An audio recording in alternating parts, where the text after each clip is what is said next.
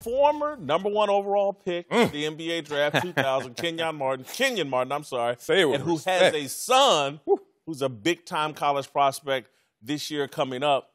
All right, but I'm going to start with you, Marcellus. Yes. Am I right? Am I right? Zion proves we're better off with the stars baking in college for a few years. No, you're not right.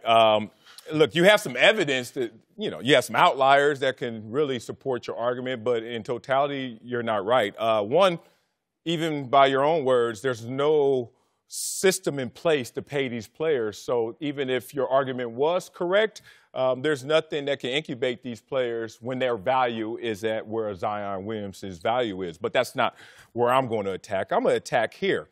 The momentum that's necessary or that is gained from the collegiate experience that translates to the pros, I'm going to have to debunk that. I tell you, let's start in my sport, football. Last year's MVP, Patrick Mahomes. Patrick Mahomes did not come out of Texas Tech with huge fanfare. There was questions of his game. A lot of people were saying it was a reach to pick him at Kansas City, and especially when you had a quarterback in tow with Alex Smith.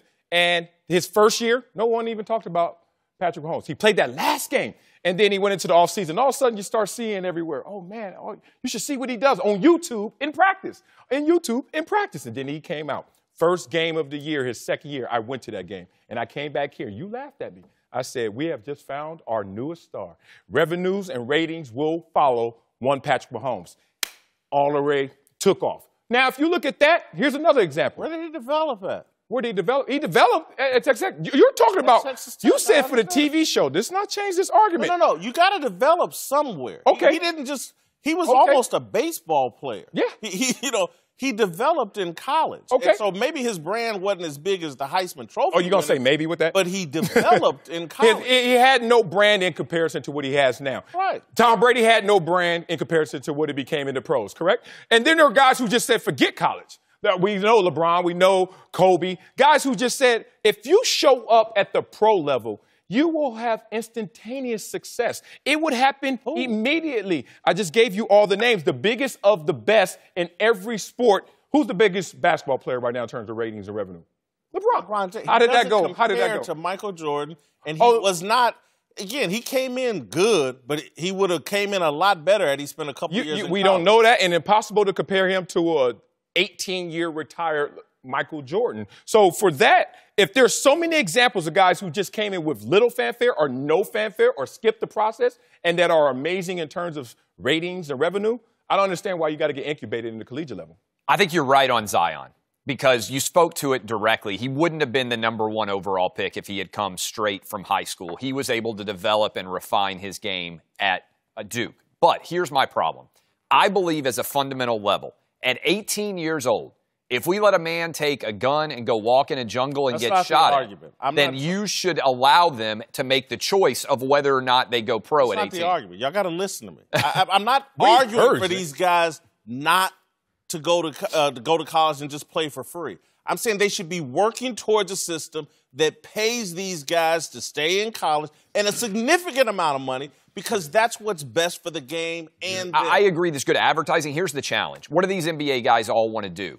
Get to their second contract as fast as they can, right? From a financial perspective, you would have to give them so much money because just purely from a financial perspective, if Zion's my son, I'm saying you got to go to the NFL, you got to go to the NBA at 19 because you want to get to the big payday, the max contracts, right? And I don't think college basketball can produce any kind of revenue that approaches what these guys can make. I mean, it worked for you to go for 4 years. Yeah, no, it was a different time, different era. I wasn't ready to come in out of high school. I wasn't ready as a freshman.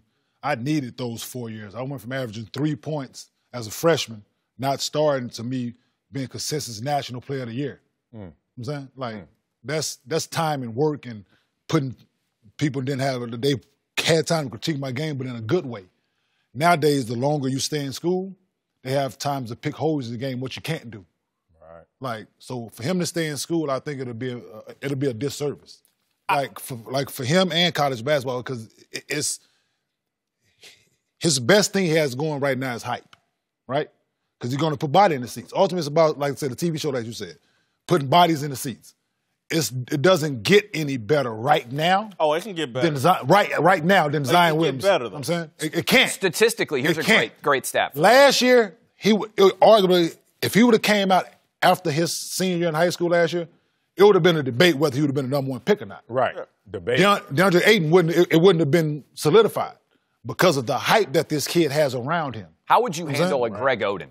Right? Greg Oden made the right decision. He came out after his freshman year. Now, he had to go to college. Probably would have been the number one overall pick, right? For me, this is so much about maximizing your revenue. Greg Oden, if he comes back to Ohio State, blows up a knee sophomore, junior year, he may not even get drafted. Almost like I didn't say the monologue. Because here's what I'm saying. First of all, as it relates to Zion, how much revenue has he generated for the television networks in terms of ratings for Duke, for everybody? A massive amount. Yes. And so I'm not talking about paying this dude a little bit of money. I'm talking about reflecting that value he's bringing to college basketball. Everybody doesn't deserve. Everybody is not Zion. So it's so far in between. Guys. So why not?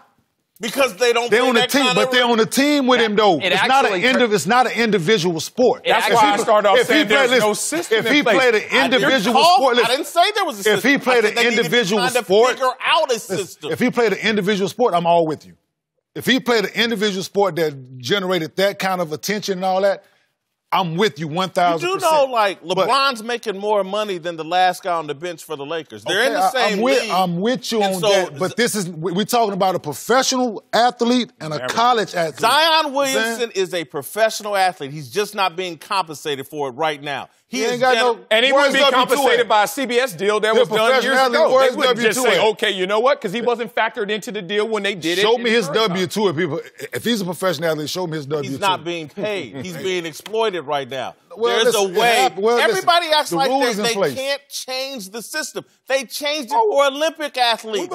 Dick Vitale was on TV throwing they was doing it. The reason they put the rule in because a lot of people thought they were ready and they wasn't.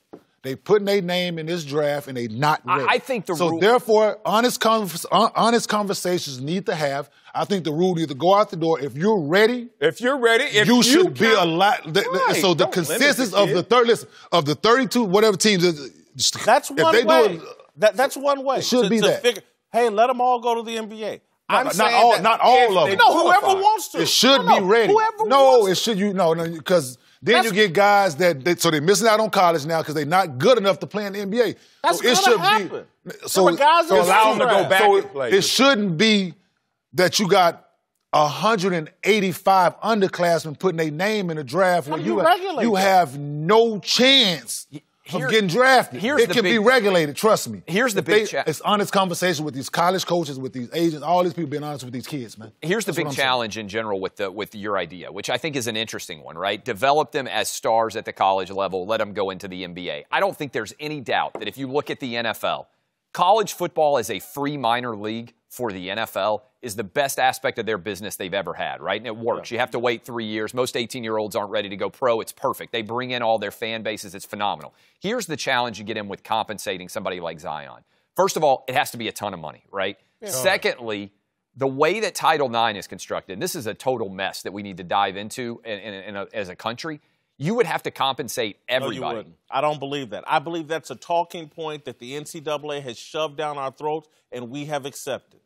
You can't tell me in America, people that produce something of value, we can't figure out a way to pay. I agree with you. As a capitalist. Shoved this talking point, there's Title IX. It's a great talking point, and I've seen people do it to protect amateurism. Amateurism's a fraud. You have Olympic athletes that can make money with endorsements and all that other stuff. So let's quit. Take that off the table. It's a lie. It's a myth. But are you proposing equal compensation? Because if you're not, then why wouldn't I go to the pros? If you have to keep it equal as a starting point. And the only thing, like you said, you're selling production at the pro level, which is the bona fide stars, the all-pros, or you're selling potential. Yeah. Zion Williamson's hype. Yeah. That's what the NFL has always based its marketing prospects on. Are you giving it to us now, or are you showing the promise to give it to us later? So I get your point.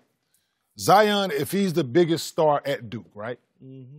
Then you have R.J. Barrett, you have Cam Reddish. There's a pecking order. I get it. Yeah. So if you are paying guys of their celebrity while they're in college, I get there probably should be a gap. in the first guy, the second guy. The walk-on shouldn't be getting what Zion is getting. Or anything. I get that. He should be getting the scholarship I get or that. I get that. Tutors. But it's not going to go that way.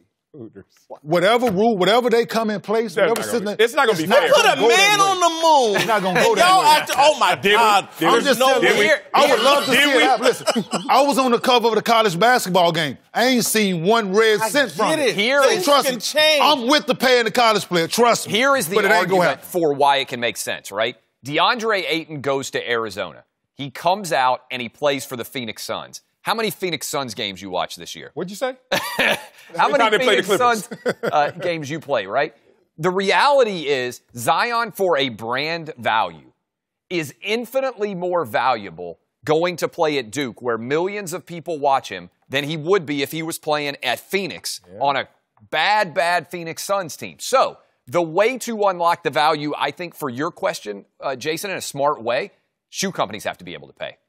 That's shoe the answer. companies or there's value for the NBA for these guys staying in college and bringing a bigger fan base and a bigger brand to their league. How can we get back to the Michael Jordan model? Because Michael Jordan has been the greatest thing to ever happen in the NBA, and we've gone away from that model, and it's a mistake. We haven't gone away from the model as much as we've gone away from the times. He didn't come into a saturated market where shoe companies were looking like, who's the first athlete to wear a shoe? Oh, it's you, Michael Jordan. LeBron launches a shoe, and LeBron, first basketball player of that level. No, he wasn't the first. I said of that level. Now you get to... We had Dr. J. Exactly. And all that other I just saw the Jordan documentary. I know what happened. His shoe became reflective of rebellion. They banned this shoe. He went out there in the All-Star games. That's why All-Star games meant something back then. You know why? Because it was something to broaden your platform and brand. Now you come into a saturated market. If you're LeBron James, you have to compete with your own teammates' shoes. Or guys who have their own companies as shoes. I know we have a million excuses for LeBron James and why he will never... It's not excuses. No, it is. Different because times. Again, we've changed some things as well. Michael Jordan, the NBA right now should be more popular. I know no one likes to talk about that. The ratings haven't been great this year. They haven't ever really made any ground on the NFL. And one of the main reasons why is because football has a far better relationship. NFL has a far better relationship with college football than the NBA has with college basketball. It's a bad model and system in the NBA. They need to be putting this energy into figuring out how can we fix this so our stars can incubate properly in the college game, get some value for what they're bringing to the college game financially. That's the right solution for the entire sport of basketball, NBA and college. But the NFL hasn't fixed the incubation system. For LeBron, let's say LeBron had gone to college, right? Let's say LeBron does what you want him to go 2, 3, whatever it is in college. Comes out with and is handed $20 million during his college career for his services. Here's the challenge I think you would run into. I don't think it would fundamentally change who LeBron James is. LeBron James, the way that he carries himself in the NBA, I think LeBron cares so desperately what people think about him that the primary distinction between LeBron and Michael Jordan is not one went to college and one went straight to the NBA. It's that LeBron, even if he were in college, he'd have been on the message boards. He'd have been on his social media feeds. What do people think about me? Do they like me or not? Jordan was a stone-cold assassin who didn't care whether you liked him at all. You're not going to fundamentally change the way that people are. I'm not asking for a fundamental change of LeBron. The system, again, what Jordan stepped onto was the platform that Michael and Larry built. Yes. Magic and Larry, yeah. Magic and Larry built. Michael stepped onto that platform. Michael left the platform. And LeBron and this next group have stepped onto that. And LeBron and them haven't improved the platform the way that Magic and Larry did and the way that Michael did. They haven't enhanced the platform up to the next level. Will you stop that? Okay, Magic and Bird takes the games from tape delay to live TV, makes the TV show. All of a sudden, Michael Jordan creates the global brand, icon, everything. You know what LeBron has already done as an active player? signed a $1 billion Nike lifetime contract. Did Jordan That's a nice individual thing. Time out. I'm talking about the game of the NBA. I'm talking about taking the revenues in terms of shoe contracts, which are greater than what you get in terms of what you paid from the teams. He took it to a level as an active player that even Michael Jordan didn't do at his time because he stepped on off of that. I think we won't be able to answer this question until LeBron leaves because we really knew the value of Jordan. And you were in the league after Jordan left. You probably saw it. Jordan left. There's more people watch Jordan push off Brian Russell and make that jumper in the final year in 1998 than have ever watched a basketball game in this country still. And there are 50 million more people alive today than back then, right? Jordan had a different audience. But when Jordan left, that audience tanked. I actually think this is where the final comparison between Jordan and LeBron is going to be the most interesting. I think the NBA is right here. I think they got a player, not a league. And I think when LeBron leaves, there's going to be a huge drop just like there was with Michael Jordan. Not as big, but I think that's when you'll actually be able to test the final legacy of both guys. Yeah. Did you feel that when Jordan left the league? Like, I know you came in. There was a gap. Yeah, there was a gap then he came back, played with the Wizards. So we still got a little bit of that. But it wasn't the... Imagine... But the hype... So we'll see, like, Zion is coming in with as much hype as anybody ever has, right? No. So right now, I believe so. And the way hype is right now, the way hype is right now, as far as attention and everything. Without a doubt, we would agree. The biggest hype since LeBron came into the league. That's fair, right? So, and Jordan benefited from first to the marketplace. So let's see if his game translates to the NBA before we and then if he does, then the NBA has another superstar to lean on. Yeah, I love LeBron. If not, then we'll see where it goes. But the quality of basketball is why the ratings are down. That's not because superstars. It's the quality. They're not trained in college on how to compete and play. So it starts. But it's that. It starts with presidents okaying these GMs to pick these guys. So it's a long laundry list of why the talent is where it's at in the NBA. It's 25% other Europeans and all that. 75 so. That's why it's that. That's interesting. You know what I'm saying? We can get in.